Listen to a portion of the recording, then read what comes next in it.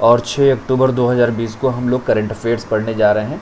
और इसमें हम न्यूज़पेपर आर्टिकल के साथ साथ MCQ हम बाद में कराएंगे, आर्टिकल अभी फ़िलहाल हम देखेंगे 6 अक्टूबर को। तो हम इस न्यूज़पेपर में जो आर्टिकल लेके आए हैं ये डिफरेंट न्यूज़पेपर के आर्टिकल्स हैं, और इसमें थोड़ा सा सेलेक्ट कर लें हम।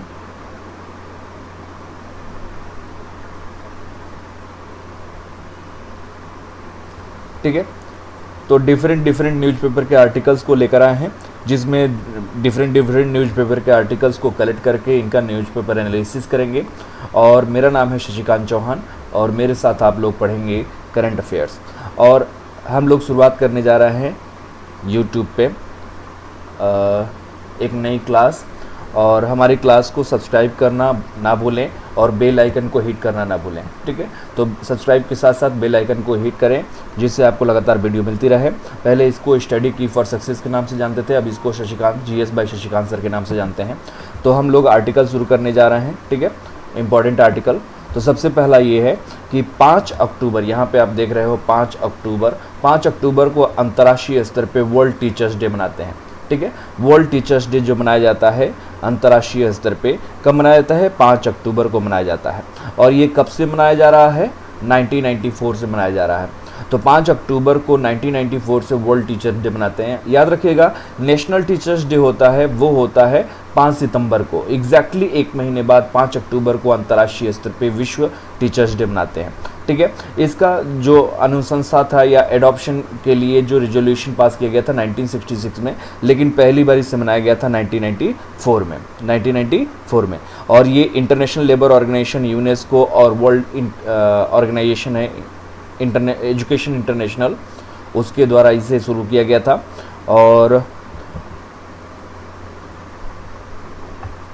अगर हम बात करें वर्ल्ड टीचर्स डे की, तो सस्टेनेबल डेवलपमेंट गोल्स के 2030 का जो एजेंडा है, जिसमें 17 एजेंडा शामिल किए गए हैं। इन 17 एजेंडा में से गोल नंबर 4 है, तो गोल नंबर 4 में एजुकेशन को रखा गया है। और गोल नंबर SDG के गोल नंबर 4 में सी जो ऑप्शन है उसमें एजुकेशन को रखा गया। याद रखिएगा कि यूनाइटेड नेशंस के द्वारा सस्टेनेबल डेवलपमेंट गोल्स 17 एजेंडा के साथ 2030 तक इसको पूरा करने का लक्ष्य निर्धारित किया गया है। और सस्टेनेबल डेवलपमेंट गोल्स के 4th एजेंडा में C कैटेगरी में एजुकेशन को रखा गया है। और फिर हम बताना चाहेंगे कि ये 3-4 ऑर्गेनाइजेशन के द्वारा मिलके इसको ऑर्गेनाइज किया जाता है। और ये जॉइंट स्टेटमेंट अभी पेश किया गया है यूनेस्को, जिसको हम United Nations Educational Science and Cultural Organization कहते हैं, इंटरनेशनल लेबर ऑर्गेनाइजेशन, यूनिसेफ यानी United Nations children's Emergency Fund, और एजुकेशन इंटरनेशनल, ये 3-4 संस्थाएं मिलके इस अंतर्राष्ट्रीय दिवस को मनाती है। और यूनेस्को का हेडक्वार्टर आप लोग जानते ही होंगे कि पेरिस में है। ILO का हेडक्वार्टर जेनेवा में है, यूनिसेफ का हेडक्वार्टर आप लोग बता सकते हैं न्यूयॉर्क में है। और एजुकेशन इंटरनेशनल का हेडक्वार्टर ब्रुसेल्स बेल्जियम में। तो ये 3-4 संस्थाएं मिलके इस अंतर्राष्ट्रीय दिवस को डिक्लेयर किए हुए हैं। और अभी हाल ही में जॉइंट स्टेटमेंट जारी किया गया था ऑड्रे अजौले के द्वारा। ऑड्रे अजौले की अगर बात करें तो ये डायरेक्टर जनरल है, यानी महानिदेशक है किस अंतर्राष्ट्रीय संगठन की? यूनेस्को की, जिसका हेडक्वार्टर पेरिस में है। गाय राइडर का नाम आप जानते होंगे। गाय राइडर क्या है? डायरेक्टर जनरल हैं इंटरनेशनल लेबर ऑर्गेनाइजेशन की, ILO की, जिसका हेडक्वार्टर जेनेवा में है। ठीक है, तो गाय राइडर हेड हैं किस अंतर्राष्ट्रीय संगठन के? ILO के। और ऑड्रे अजौले हेड हैं किस अंतर्राष्ट्रीय संगठन के? यूनेस्को के। और हेनरिटा H. 4 जो हैं एग्जीक्यूटिव डायरेक्टर हैं किसके? यूनिसेफ के। और डेविड एडवर्ड जो हैं वो जनरल सेक्रेटरी हैं एजुकेशन इंटरनेशनल, जिसका हेडक्वार्टर हमने बताया बेल्जियम ब्रुसेल्स में। और इस अंतर्राष्ट्रीय दिवस को जो थीम रखी गई है 2020 की, जो थीम रखी गई है वर्ल्ड टीचर्स डे की, वो है teachers leading in crisis reimagining the future. तो teachers leading and in crisis reimagining the future is the theme of the year 2020 of the world teachers day. ठीक है, दूसरा आर्टिकल ये है कि नोबेल प्राइज़ के बारे में, कि अभी हाल ही में फिजियोलॉजी और मेडिसिन एक ही चीज़ होती है। फिजियोलॉजी का नोबेल पुरस्कार कहें या मेडिसिन का नोबेल पुरस्कार कहें, 2020 का ये नॉमिनेशन हो चुका है कि किसको दिया जाएगा 2020 का नोबेल पुरस्कार। कार्यकी विज्ञान या चिकित्सा शास्त्र में नोबेल पुरस्कार डिक्लेयर हो चुका है और 3 वैज्ञानिकों को दिया जाएगा। एक का नाम है हार्वे जे अल्टर, दूसरे का नाम है माइकल हॉक्टन और तीसरे का नाम है चार्ल्स एम राइस। इन तीनों लोगों को बराबर की शेयरिंग होगी, यानी एक जो पुरस्कार होगी उनका 1/3 शेयर्स सबको दिया जाएगा। तो जो शेयरिंग होगी वो तीनों की बराबर की होगी, 1/3 1/3 1/3। और किसी भी नोबेल प्राइज़ के कैटेगरी में 3 से ज़्यादा व्यक्तियों को ये नोबेल पुरस्कार नहीं दी जाती है। तो इस बार के जो फिजियोलॉजी या मेडिसिन की कैटेगरी में जो नोबेल पुरस्कार दिया जा रहा है वो 3 वैज्ञानिकों को दिया जा रहा है, हार्वे जे अल्टर, माइकल हॉक्टन और चार्ल्स एम राइस। ठीक है, और ये किस लिए दिया जा रहा है कि for the discovery of the hepatitis C virus. तो इन्होंने हेपेटाइटिस सी वायरस से संबंधित इन्होंने डिस्कवरी किए हैं और इनको ये कैरोलिंस्का इंस्टीट्यूट ऑफ असेंबली के द्वारा ये नोबेल पुरस्कार दिया जाएगा। और नोबेल पुरस्कार जो दी जाती है वो 10 दिसंबर को दी जाती है और ये दी जाएगी स्वीडन की राजधानी कहाँ पे दी जाएगी? अच्छा, ये मेरा पहला क्लास है और मैं थोड़ा सा ये टेक्निकली पहली बार ये क्लास ले रहा हूँ, नहीं तो रिकॉर्डेड वीडियो ही लेता था। तो स्वीडन की राजधानी स्टॉकहोम में दी जाती है और केवल एक नोबेल पुरस्कार होता है। सबके पास आवाज़ आ रही है प्रॉपर तरीके से? Good evening to all.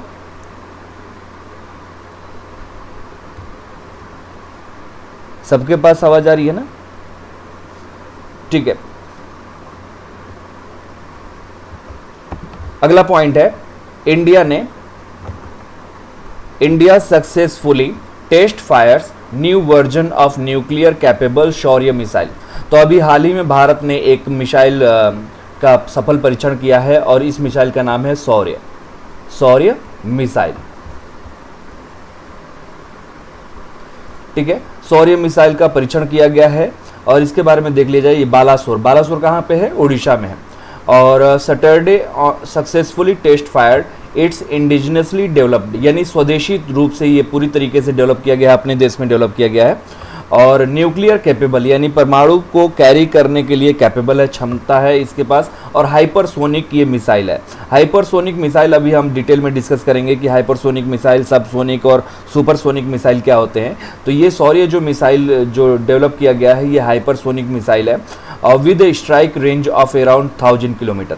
तो शौर्य जो मिसाइल है वो 1000 किलोमीटर की मारक क्षमता वाला मिसाइल है जिसका नाम है शौर्य मिसाइल। और ये न्यूक्लियर कैपेबल है, यानी न्यूक्लियर को कैरी करने के लिए कैपेबल है और इसका सफल परीक्षण किया गया है बालासोर डिस्ट्रिक्ट में और उड़ीसा में इसका सफल परीक्षण किया गया है। तो इसका इसको किसने डेवलप किया है? डीआरडीओ ने डेवलप किया है। डीआरडीओ के द्वारा डेवलप किया गया है इस शौर्य मिसाइल को। ठीक है, हाँ बिल्कुल थैंक्स सभी लोगों का मेरी तरफ से धन्यवाद जो आप लोग मेरी क्लास में आए और थोड़ा नया एक्सपीरियंस है मेरे लिए। ठीक है, तो सबसे पहली बात कि इसमें यह है कि भारत ने अभी हाल ही में 4 अक्टूबर को ओडिशा में इसका सफल परीक्षण किया गया एक मिसाइल का और ये इस मिसाइल का नाम है शौर्य मिसाइल। और शौर्य मिसाइल की जो मारक क्षमता है वो 1000 किलोमीटर है की मारक क्षमता है और ये न्यूक्लियर कैरी करने के लिए कैपेबल है। और इसकी जो इसमें दिखाई भी नहीं देता है पॉइंट, हाँ, ये surface to surface tactical missile है, यानी इसकी जो मारक मारने की क्षमता है या इसकी जो कैटेगरी है वो सरफेस टू सरफेस है। याद रखिएगा शौर्य मिसाइल क्या है? Surface to surface tactical missile है और ये ITR रेंज यानी इंटीग्रेटेड टेस्ट रेंज से लॉन्च किया गया है और APJ अब्दुल कलाम आइसलैंड। एक चीज़ बता दें कि APJ अब्दुल कलाम आइसलैंड को पहले व्हीलर आइसलैंड के नाम से जानते थे। किस नाम से जानते थे? व्हीलर आइसलैंड के नाम से जानते थे और उसका बाद में APJ अब्दुल कलाम के नाम पर रख दिया गया है उस आइसलैंड का नाम। 150 किलोमीटर दूर है भुवनेश्वर से, भुवनेश्वर उड़ीसा से APJ अब्दुल कलाम आइसलैंड, जिसको पहले किस नाम से जानते थे? व्हीलर आइसलैंड के नाम से जानते थे। यहीं पे मिसाइल का परीक्षण होता रहता है हमेशा अक्सर करके। इंटीग्रेटेड टेस्ट रेंज है, ITR कहते हैं इसको, और बालासोर में के पास है ये आइसलैंड। और ये Shaurya missile surface to surface missile है और 1000 किलोमीटर की मारक क्षमता है, हाइपरसोनिक मिसाइल है। ठीक है, अब यहाँ पे थोड़ा सा देख लिया जाए कि हाइपरसोनिक और सबसोनिक क्या होता है। तो यहाँ पे आपको बता दें कि ये मैक किसी भी मिसाइल को अगर बता दें कि किसी भी मिसाइल को हम कैटेगरी में डिवाइड करते हैं, सबसोनिक, हाइपरसोनिक, सब सुपरसोनिक, ये डिपेंड करता है उसकी स्पीड पे। और किसकी स्पीड पे लिया जाता है? स्पीड ऑफ साउंड, यानी जो आवाज़ की जो स्पीड होती है उसके आधार पर ली जाती है। जो आवाज़ की स्पीड होती है, साउंड की जो स्पीड होती है, वन स्पीड ऑफ साउंड जो होती है वो 1234.8 किलोमीटर पर आवर होती है और इसको 1 मैक कहा जाता है। इसको क्या कहता है? 1 मैक कहा जाता है। तो 1 मैक कितने किलोमीटर पर आवर के बराबर होती है? 1234.8 यानी 1235 कह सकते हैं।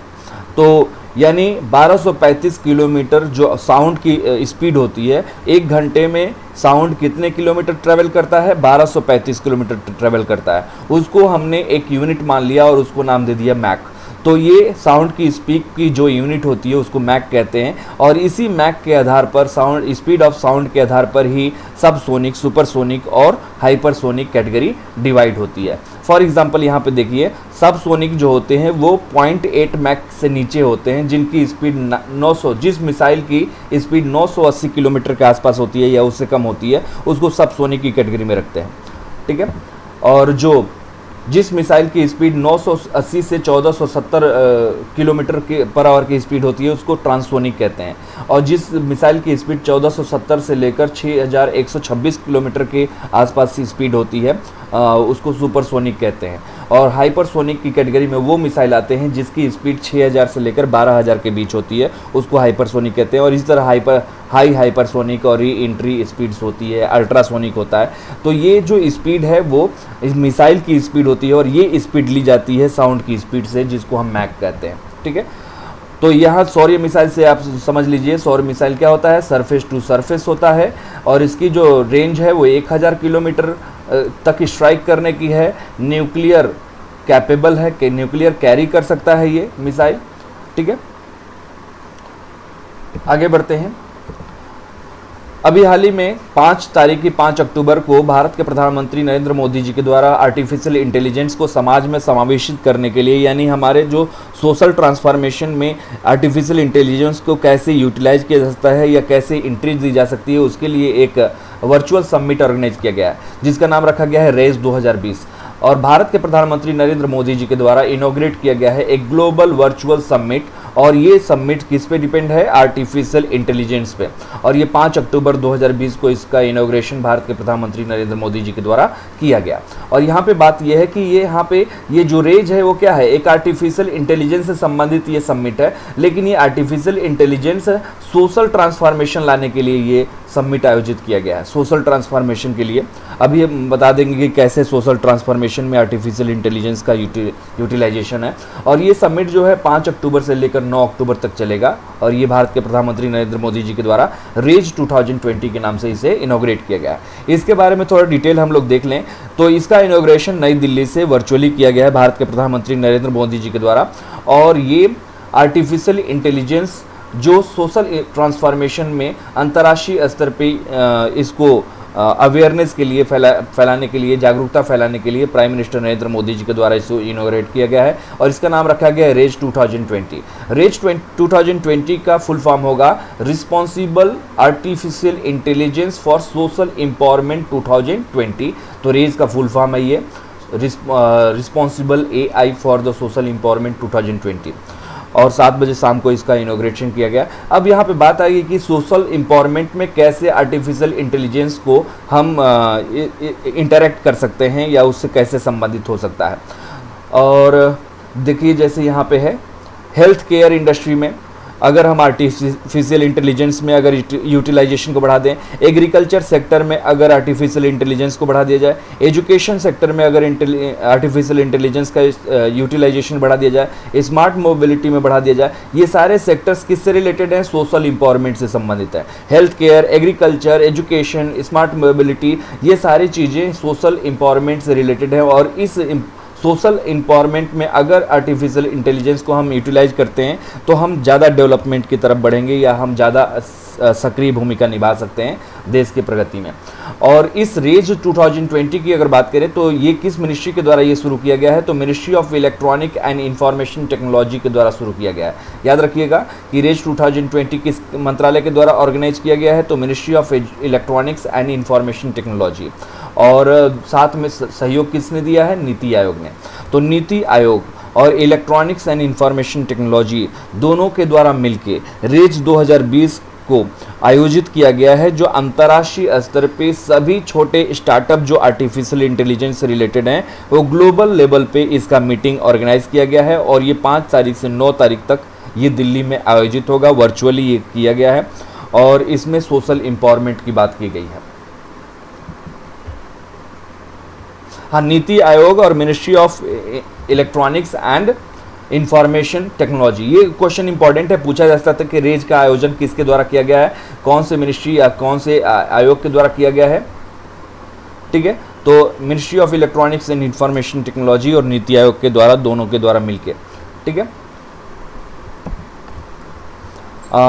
जम्मू एंड कश्मीर के लेफ्टिनेंट गवर्नर मनोज सिन्हा की अगर बात करें तो इन्होंने जम्मू एंड कश्मीर के कुलगाम में एक ब्रिज का उद्घाटन किए जिसका नाम क्या है, अस्थल ब्रिज।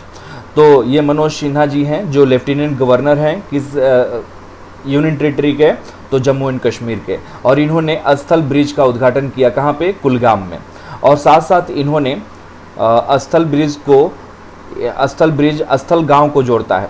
तो जो अस्थल ब्रिज जो उद्घाटन किया गया है ये अस्थल गांव को जोड़ता है आसपास के एरिया से, जिससे 10,000 लोगों को बेनिफिट मिलेगा, वहाँ के 13 हैबिटेशन को मिलेगा फ़ायदा। और यहाँ पे सॉलिड वेस्ट मैनेजमेंट प्लांट भी लगाया गया है। तो साथ साथ लेफ्टिनेंट गवर्नर ने वहाँ पे सॉलिड वेस्ट मैनेजमेंट प्लांट का भी उद्घाटन किया, जिससे 239 हाउस होल्ड्स को फ़ायदा मिलेगा। ठीक है, अगला है असम के मुख्यमंत्री सर्बानंद सोनोवाल। असम के मुख्यमंत्री सर्बानंद सोनोवाल हैं, तो गवर्नर कौन है, ओके बंद कर दिया। ठीक है, तो असम के जो सीएम है सर्बानंद सोनोवाल, इन्होंने एक पोर्टल लॉन्च किया है और उस पोर्टल का नाम है उस पोर्टल का नाम आगे हम बताएंगे। उस पोर्टल का नाम है कृतज्ञता। क्या नाम है, कृतज्ञता। तो असम के मुख्यमंत्री चीफ मिनिस्टर जो हैं सर्बानंद सोनोवाल के द्वारा लॉन्च किया गया है एक पोर्टल कृतज्ञता। ये याद रखिएगा कि कृतज्ञता किस राज्य की सरकार के द्वारा लॉन्च किया गया है, तो इसका आंसर होगा असम राज्य सरकार के द्वारा। असम में इसे लॉन्च किया गया है कृतज्ञता। ठीक है, और ये किससे रिलेटेड है, ऑनलाइन पेंशन सबमिशन से है। मतलब कि अगर हम रिटायरमेंट ले लिए हैं और असम सरकार के असम राज्य में स्थित है और हमने रिटायरमेंट ले लिया है, तो हम अपने पेंशन प्लान को कहाँ ऑनलाइन सबमिशन करेंगे, डॉक्यूमेंट्स कहाँ जमा करेंगे। तो ये सारी चीज़ों के लिए, पेंशन से संबंधित रिड्रेस के लिए एक कृतज्ञता वेबसाइट डेवलप किया गया है। किसके द्वारा, पोर्टल लॉन्च किया गया है, किसके द्वारा, असम के मुख्यमंत्री सर्बानंद सोनोवाल के द्वारा। और ये पेंशन सबमिशन से रिलेटेड है और फॉर्म भरने के बाद उसको ट्रैक भी कर सकते हैं इस पोर्टल के जरिए। ठीक है, और भविष्य पोर्टल भी इसी राज्य सरकार के द्वारा लॉन्च किया गया था। एक कड़ी है भविष्य पोर्टल, ये गवर्नमेंट ऑफ इंडिया के द्वारा लॉन्च किया गया है। उसी का एक कड़ी है जो राज्य स्तर पर कृतज्ञता लॉन्च किया गया है। तो भविष्य इसी से संबंधित है और भविष्य जो किसके द्वारा लॉन्च किया गया है, गवर्नमेंट ऑफ इंडिया के द्वारा। लेकिन इसी के रूप में कृतज्ञता पोर्टल लॉन्च किया गया है सर्बानंद सोनोवाल के द्वारा। तो याद रखिएगा कि कृतज्ञता एक पोर्टल लॉन्च किया गया है असम गवर्नमेंट के द्वारा, जो ऑनलाइन पेंशन सबमिशन और ट्रैकिंग से रिलेटेड एक वेब पोर्टल है। हाँ, फॉर पेंशन सबमिशन और ट्रैकिंग सिस्टम से रिलेटेड एक पोर्टल लॉन्च किया गया है असम सरकार के द्वारा, जिसका नाम है कृतज्ञता, जो एक तरह से भविष्य पोर्टल का ही एक दूसरा पार्ट है राज्य स्तर पर। ये भविष्य जो है वो गवर्नमेंट ऑफ इंडिया का पोर्टल है और कृतज्ञता जो है वो असम का है, दोनों का फंक्शन सेम है। और सोफिया वेरगरा टॉप्स फोर्ब्स लिस्ट में क्या हुई हैं, highest paid actors actress declare की गई हैं 2020 की। तो फोर्ब्स मैगजीन के द्वारा हर साल हाईएस्ट पेड एक्ट्रेस, एक्टर और स्पोर्ट्स पर्सन सबके लिए एक लिस्ट जारी की जाती है। तो यहाँ पे हाईएस्ट पेड एक्ट्रेस की बात हो रही है कि हाईएस्ट पेड एक्ट्रेस कौन डिक्लेयर की गई है 2020 की, तो इसका सही आंसर है Sofia Vergara. Sofia Vergara highest paid actor है अकॉर्डिंग टू फोर्ब्स। उनकी तस्वीर है और यहाँ पे नंबर 1 दिया हुआ है हाईएस्ट पेड, और इनका नाम है सोफिया वेरगरा। इनकी जो अर्निंग का जो अप्रोक्सीमेशन लगाया गया है वो करीब 45 मिलियन यूएस डॉलर। इन्होंने एक साल में 45 मिलियन यूएस डॉलर। सुभास्मिता जी कैसी हैं?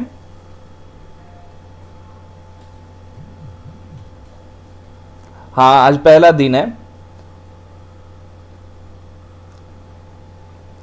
आज पहला दिन है और मैं OBS सॉफ्टवेयर से पढ़ा रहा हूँ और OBS सॉफ्टवेयर थोड़ा फेमिलियर नहीं हूँ। मैं पहले रिकॉर्डिंग करके पढ़ाता था, लेकिन अब लाइव टेलीकास्ट पहली बार यूट्यूब पे किया हूँ, तो इसीलिए थोड़ा टेक्निकली मैं थोड़ा सा कुछ दिन में सही हो जाएगा।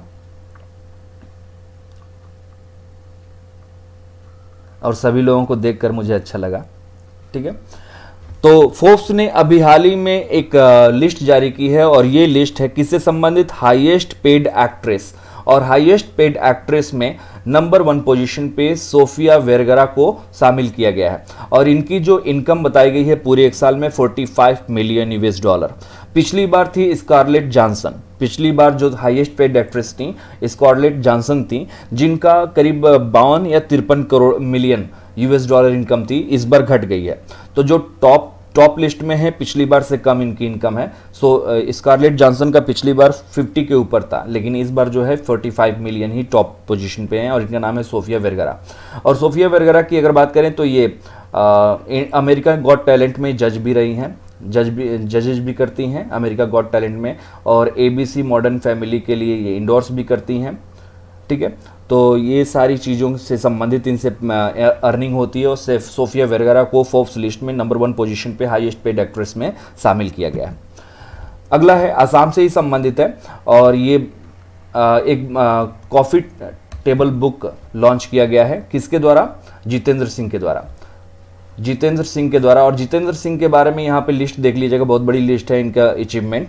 यूनियन मिनिस्टर हैं, यूनियन मिनिस्टर ऑफ स्टेट हैं development of north eastern region यानी डोनर के, और मिनिस्टर ऑफ स्टेट्स PMO के हैं यानी प्राइम मिनिस्टर ऑफिस के भी ये MOS हैं, और पर्सनल यानी जो नौकरी देने वाली संस्था होती है पर्सनल, उसके भी ये मिनिस्टर ऑफ स्टेट्स हैं। पब्लिक ग्रेवेंसेस के भी ये क्या हैं, मिनिस्टर ऑफ स्टेट्स हैं। पेंशन से संबंधित भी ये मिनिस्टर ऑफ स्टेट्स हैं। एटॉमिक एनर्जी से भी संबंधित ये मिनिस्टर ऑफ स्टेट्स हैं, और स्पेस से रिलेटेड भी ये मिनिस्टर ऑफ स्टेट्स हैं। तो इतनी सारी चीज़ों से संबंधित ये मिनिस्टर ऑफ स्टेट्स हैं, जिनका नाम है क्या, जितेंद्र सिंह। और इन्होंने एक कॉफ़ी टेबल बुक रिलीज किया है, इन्होंने एक कॉफ़ी टेबल बुक रिलीज किया है और इसका नाम है discovering the heritage of Assam. ठीक है, तो कॉफ़ी टेबल बुक लॉन्च किया गया है किसके द्वारा, जितेंद्र सिंह के द्वारा, और ये क्या है, डोनर मिनिस्टर हैं। डोनर का मतलब development of northern eastern region, और इस बुक कॉफ़ी टेबल बुक का नाम है discovering the heritage of Assam. और इस बुक की जो लेखिका हैं इनका नाम है पद्मपनी बोरा। पद्मपनी बोरा इनका नाम है, जो ऑथर हैं इस किताब के। तो discovering the heritage of Assam जो लॉन्च किया गया है जितेंद्र सिंह के द्वारा, और इसकी लेखिका है पद्मपनी बोरा इनका नाम है, और ये इंडियन रेवेन्यू सर्विसेज से रिलेटेड हैं, 2009 की बैच की हैं। पद्मपनी बोरा इसकी ऑथर है। ठीक है, और आज की क्लास बस यहीं पे समाप्त होती है। अभी छोटा सा हम ट्रायल किए हैं और शायद आप लोगों को अच्छा लगे, और फिर हम आगे कोशिश करेंगे कि अच्छे से और क्वेश्चन लेके आए आप लोगों के सामने, मल्टीपल चॉइस ऑप्शन वाले ऑब्जेक्टिव क्वेश्चंस। और हम कोशिश करेंगे कि जो इम्पॉर्टेंट ऑब्जेक्टिव क्वेश्चंस होंगे जो आने वाले एग्ज़ाम के लिए, वो सारे क्वेश्चंस हम कवर करेंगे और प्रैक्टिस करेंगे ज़्यादा से ज़्यादा। और किस टाइम पे हम क्लास रखें,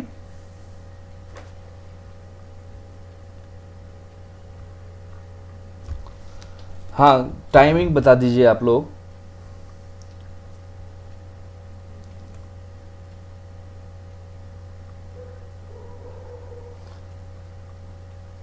हाँ, अभी तो मैं फर्स्ट टाइम हूँ यहाँ पे लाइव लाइव सेशन में। ऐसे तो रिकॉर्डिंग वीडियो डालता था मैं।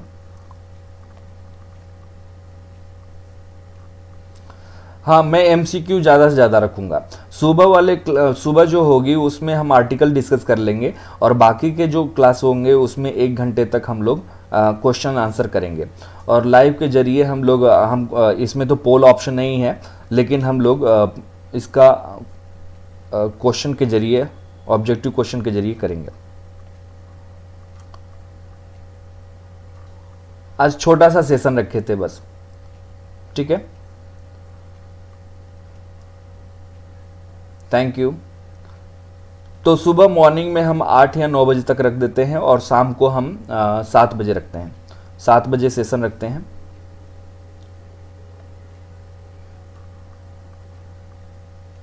हाँ, बिल्कुल बिल्कुल बिल्कुल। हाँ, इंटरेक्टिव होगा। जो ऑब्जेक्टिव क्वेश्चंस होंगे उसमें हम लोग डिटेल डिस्कस करेंगे। आज मैं पहली बार ये समझते रह गया कि कैसे लाइव पे आए टेक्निकली। ठीक है, okay.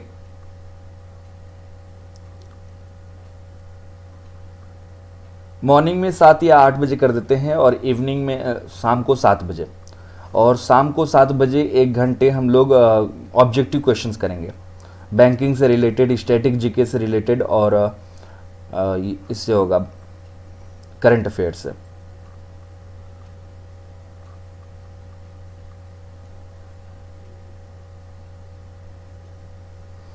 Thank you to all. अच्छा लगा, ठीक है। तो फिर कल मिलते हैं सुबह 8 बजे, ठीक है। सुबह 8 बजे।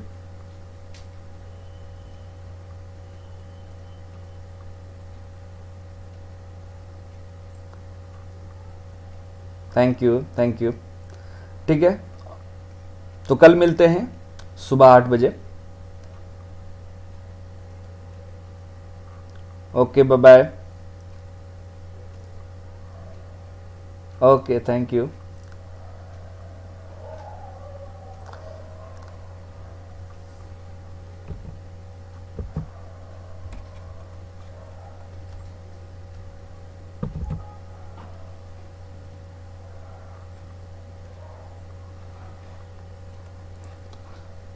तो हम अब बंद करते हैं, और कल सुबह मिलते हैं 8 बजे, ठीक है।